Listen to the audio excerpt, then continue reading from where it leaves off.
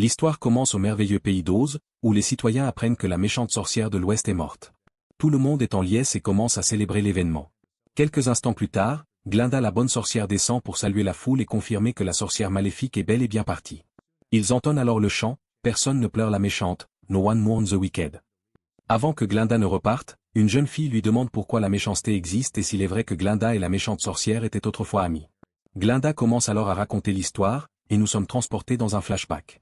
La sorcière, nommée Elphaba, était la fille du gouverneur connu sous le nom de Trop et de sa femme Molina. Bien qu'Elphaba soit issue d'une liaison avec un autre homme, Trop l'a rejetée à sa naissance en raison de sa peau verte, qu'il jugeait étrange et contre nature. Elle fut élevée avec amour par sa nourrice, Dula Béar. Enfant, Elphaba était très protectrice envers sa jeune sœur, Nessa Rose, qui était en fauteuil roulant et était née juste avant le décès de leur mère. Alors que les deux sœurs jouent, d'autres enfants arrivent et se mettent à chanter des paroles blessantes pour les intimider. La colère d'Elphaba est si intense qu'elle fait subitement monter des rochers du sol qui frappent les enfants, les faisant fuir en pleurs. Sur ce, Trop sort pour réprimander Elphaba, tandis que Nessa continue de pleurer. L'histoire de la rencontre entre Glinda et Elphaba commence lorsque toutes deux fréquentent la prestigieuse université Shees pour y apprendre à maîtriser et pratiquer la magie. À son arrivée, Nessa trouve rapidement un admirateur en la personne de Boq, un mashka. Elphaba arrive avec Nessa, mais tous se moquent rapidement d'elle à cause de sa peau verte et se tiennent à distance. Cependant, Glinda fait un geste public en chantant pour que les autres cessent de la fixer, utilisant le sarcasme pour gérer la situation. Elphaba en profite pour se présenter à tous, expliquant qu'elle a toujours été verte et non parce qu'elle mange de l'herbe. Plus tard, Glinda propose son aide à Elphaba, mais celle-ci refuse, estimant que Glinda ne se soucierait de toute façon pas de ce que les autres pensent. Glinda se lie rapidement d'amitié avec Fanny et Shen Shen, également de nouvelles étudiantes, qui la considèrent comme leur idole. Le même jour, les étudiants sont rassemblés pour écouter Madame Morrible, qui les félicite pour leur admission et annonce l'ouverture officielle de l'année. À proximité, une femme nommée Miss Caudle s'apprête à emmener Nessa, malgré l'insistance de cette dernière sur le fait qu'elle peut se débrouiller seule. Elphaba tente d'arrêter Miss Caudle, ce qui a pour effet malheureux de déclencher ses pouvoirs. Plusieurs objets et personnes dans la zone se mettent à flotter dans les airs pendant un moment. Même un banc frappe une plaque sur le mur. Dans la confusion totale, les deux sœurs restent figées, observant la peur sur le visage de tous. Madame Morrible, qui observait la scène, est impressionnée par les dons d'Elphaba. Nessa, cependant, n'est pas contente de cette démonstration. Tout ce qu'elle voulait, c'était avoir un nouveau départ et que tout le monde cesse de les voir comme des personnes bizarres. Elphaba tente de s'excuser, mais Nessa s'en va, contrariée. C'est alors que Madame Morrible arrive sur les lieux, prétendant que c'est elle qui a accompli la magie afin de préparer les étudiants à s'attendre à l'inattendu. Plus tard, à la grande consternation de Glinda et d'Elphaba, elles sont placées dans la même chambre par Madame Morrible et commencent rapidement à se détester. Madame Morrible s'entretient en privé avec Elphaba, lui demandant depuis combien de temps elle possède ses pouvoirs. Elphaba l'informe qu'elle ne s'en souvient pas et pense qu'elle les a depuis sa naissance. Madame Morrible souhaite prendre Elphaba sous son aile afin qu'elle puisse un jour rencontrer et travailler avec le légendaire magicien d'Oz, lui enseignant comment utiliser et contrôler ses pouvoirs. Elphaba sent pour la première fois que les choses commencent à s'améliorer pour elle. De retour dans la chambre, Glinda semble l'accueillir et lui fait visiter les lieux. Elphaba s'agace que Glinda l'interroge sur l'incident survenu plus tôt, affirmant qu'elle sait que c'est Elphaba qui a fait la magie et non Madame Morrible. Cela met Elphaba très en colère, qui révèle alors ses pouvoirs.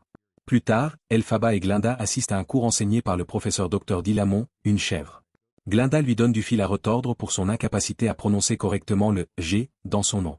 Elphaba reste après le cours pour aider le Dr Dilamont, qui lui dit qu'elle devrait voir la gentillesse au lieu de se concentrer sur les responsabilités. Le professeur renvoie la classe, puis discute avec Elphaba de l'incident survenu pendant son cours. Alors qu'elle raconte ce qu'elle ressent face à de tels actes et pourquoi les gens agissent de manière si mesquine, ses pouvoirs se manifestent à nouveau. La nuit, Elphaba surprend le docteur Dilamont en réunion avec d'autres animaux. Ils discutent de la manière dont les animaux d'Oz sont soumis et perdent leur capacité à parler. Le docteur Dilamont repère Elphaba et l'invite à se joindre à eux. Tous deux expriment leurs préoccupations communes concernant les animaux forcés au silence et mis en cage. Elphaba croit que rencontrer le magicien d'Oz pourrait arranger les choses, mais ils doivent d'abord trouver un moyen de l'atteindre. Après cela, Elphaba sort dans les bois où elle est presque renversée par un beau prince, Fiyero, sur son cheval, car la couleur verte de sa peau se confond avec l'herbe. Fiyero est charmant, il essaie de s'excuser et de se présenter. Elphaba essaie de ne pas succomber à son charme et se montre sur la défensive avant de partir. Pendant ce temps, Glinda est occupée à se refaire une beauté. Une fois prête, elle sort et rencontre le prince. Elle tente de le charmer avec sa beauté, ce qui semble parfaitement fonctionner. Ils entrent ensuite dans une bibliothèque où Fiyero organise un chant collectif avec les autres, clamant que la lecture est ennuyeuse et que tout le monde devrait s'amuser. Glinda a l'intention d'en faire son petit ami. Boq, qui est épris de Glinda, l'approche pour lui demander s'ils peuvent aller ensemble à la fête. Glinda lui demande plutôt d'emmener la pauvre Nessa, car ils forment une paire parfaite. Le plan fonctionne. Plus tard dans la soirée, Glinda et d'autres personnes se préparent pour la grande soirée dansante organisée par Fiyero. Elphaba entre dans la pièce. Comme elle n'a pas de belle robe, Glinda lui offre un chapeau pointu en cadeau, lui disant que c'était un cadeau de sa grand-mère. Elphaba l'apprécie sincèrement. Ils arrivent tous à l'événement, une grande fête dansante. Comme Glinda a repoussé Boq pour qu'il aille avec Nessa, Boq finit par danser avec Nessa après avoir vu Glinda s'amuser avec Fiyero et l'embrasser. Madame Morrible voit Glinda embrasser Fiyero et lui offre une baguette magique en cadeau de la part d'Elphaba. Elle lui dit aussi qu'Elphaba veut qu'elle rejoigne son cours, et que sans elle, elle ne serait pas l'une de ses élèves. Peu après, Elphaba entre à la fête, portant le chapeau noir pointu que Glinda et ses amis lui ont offert plus tôt, en guise de plaisanterie cruelle. Tout le monde se met à regarder Elphaba comme une paria, même sa jeune sœur. Elphaba ne se laisse pas démonter.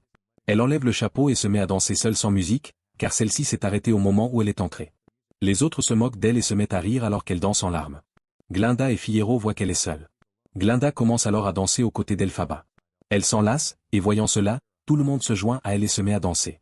La fête continue. Dès lors, Elphaba et Glinda se considèrent amies. Dans leur chambre, elles ont une longue discussion pour en apprendre davantage l'une sur l'autre. Glinda apprend qu'elle a obtenu une place au séminaire de sorcellerie de Madame Morrible et la remercie pour cela. Pour montrer sa gratitude, Glinda relook Elphaba, promettant de la rendre populaire à l'université Cheese. Le lendemain, tout le monde se rassemble dans l'amphithéâtre d'histoire, mais malheureusement pour eux, le docteur Dilamont fait ses adieux aux étudiants, les informant qu'il quitte Cheese car les animaux parlants ne sont plus autorisés à y travailler. C'est alors que des agents entrent. C'est alors que le professeur Nasus arrive pour prendre la relève. Il commence son cours en introduisant un lionceau effrayé dans une cage, qu'il considère comme une grande invention, expliquant les nombreux avantages d'enfermer un animal sauvage dès son plus jeune âge. Cependant, Elphaba produit inconsciemment un sort qui endort tout le monde, y compris le professeur, à l'exception de Fiyero. Elle rejoint Fiyero pour faire sortir le lionceau de Cheese et l'emmener dans les bois en sécurité. Madame Morrible arrive dans la salle, choquée par ce qu'elle voit, se rend dans son bureau pour écrire une lettre au magicien d'Oz. Après avoir libéré le lionceau, Elphaba et Fiyero discutent de la raison pour laquelle elle se soucie tant des animaux. Elle révèle qu'elle a toujours ressenti un lien avec eux. Un moment semble se créer entre eux, mais Elphaba ne pense pas que Fiyero la verra jamais comme il voit Glinda, disant « Je ne suis pas cette fille ». Quelques jours plus tard, Madame Morrible et certains étudiants de l'école assistent à l'arrivée d'un homme du magicien d'Oz dans une montgolfière. Après avoir lu le contenu de la lettre, Madame Morrible est heureuse d'informer Elphaba que le magicien veut la rencontrer, ayant entendu parler de l'accroissement de ses talents. Il lui suffit maintenant de faire ses preuves. Elphaba lui dit qu'elle n'est pas encore prête, mais Madame Morrible l'encourage à honorer leur vocation. Elphaba accepte. Alors que Glinda se prépare à dire adieu à Elphaba, elle annonce également qu'en l'honneur du docteur Dilamont, elle exprime son indignation en déclarant qu'elle se fera dorénavant appeler simplement Glinda et non plus Galinda. Le train est sur le point de partir, et Elphaba ne supporte pas l'idée de voyager seule sans sa meilleure amie. Elle l'appelle donc à la rejoindre à la dernière minute. Plus tard, Elphaba et Glinda sont conduites pour rencontrer le magicien lui-même, qui apparaît derrière un visage de robot géant. Il a l'air très charismatique et demande à Elphaba si elle souhaite qu'il fasse quelque chose pour sa peau verte. Elle lui répond qu'elle ne veut que son aide pour les animaux d'Oz. Glinda se présente, et elles ont une conversation agréable. Quelques instants plus tard, Madame Morrible les rejoint. Elle présente le grimoire, un livre qui semble posséder un grand pouvoir magique, en disant que personne n'a été capable de lire les mots.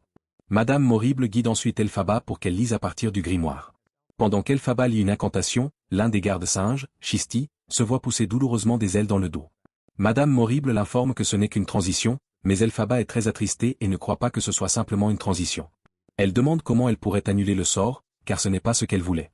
Madame Morrible lui informe alors qu'un sort issu du grimoire ne peut pas être inversé.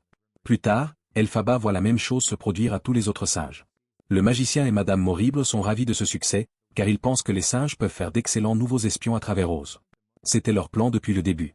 Elphaba réalise rapidement que non seulement le magicien est responsable de ce qui arrive aux animaux, mais qu'il est aussi un imposteur incapable de pratiquer la magie. Elle comprend qu'ils ont besoin de quelqu'un ayant de véritables dons magiques pour débloquer les pouvoirs du grimoire. Il tente de convaincre Elphaba, mais elle s'en va immédiatement. Madame Morrible ordonne à Glinda d'aller la rattraper. Madame Morrible envoie ensuite les singes et d'autres gardes à la poursuite de Glinda et Elphaba. Une course-poursuite s'engage à travers la tour alors qu'elle tente de s'échapper à bord d'une montgolfière. Cependant, leur chemin est bloqué et le ballon éclate.